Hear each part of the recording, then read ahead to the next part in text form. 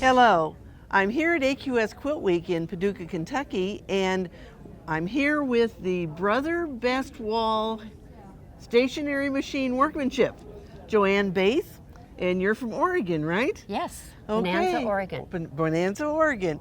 Well, congratulations on winning this wonderful award with this beautiful quilt. Thank you. So tell me a little bit about, I think people tend to think that these tractors are all painted. Uh-huh. And are they? Well, they started with purchased fabric. So, for instance, this one I started with orange fabric, and then I overpainted it. Okay. So, and actually I started with a picture, I made a drawing and then a pattern. So after I had the fabric kind of looking a little rusty, then I cut pieces out to make the tractors. Well, I think everybody just is taken away when they look at this whole row of tractors on the bottom of the page.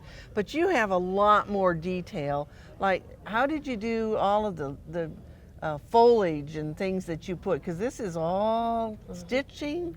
It's all thread painted.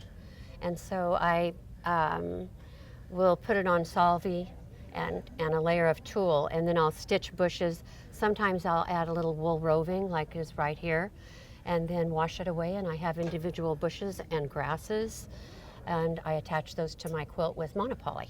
Well, and the buildings look so realistic. Tell us how you did those.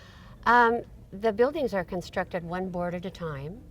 One board at a time? Right, and some of the boards have a tiny bit of paint on them to highlight the edge of the boards. The front door and this window have real screen. Oh, I can see the screening.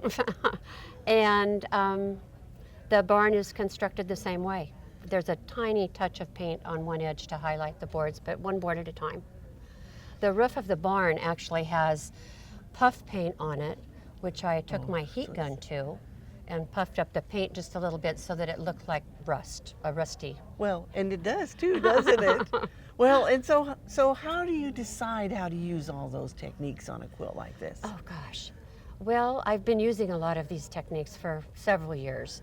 So it's kind of a combination of what makes it look more realistic. And that's kind of where I'm at, is trying to make a quilt that is very realistic. Well, you certainly have achieved that, and it's Thank a beautiful quilt and perfect for the Brother Workmanship Award. Thank you. Tell me how you put this together. I started with putting the background together. So I had the sky and the hills behind and the front part and just the background. And then I started constructing the buildings and the tractors and the trees, and then I started positioning them. Well, and yes, and you did it on a home domestic machine. Yes, I did. And I know sometimes people don't understand the word stationary that we're using, but stationary just means the head is stationary and you move the fabric under the needle. And part of that is because we have machine companies who call their sit-down model a long arm, but you're still doing the same technique that you do when you're sitting down at a home machine. Right. So we've switched to movable and stationary, and I know it's confusing, but I think it makes it so that you have the same kind of quilt being competed against the same kind of quilt. Right. Yes. Yeah. Well, anything else you'd like to tell us about your quilt? Well, I had a great time doing it. It was one of my favorites, and my husband was involved, helping me take pictures of tractors, and we had a great time. So it's a favorite.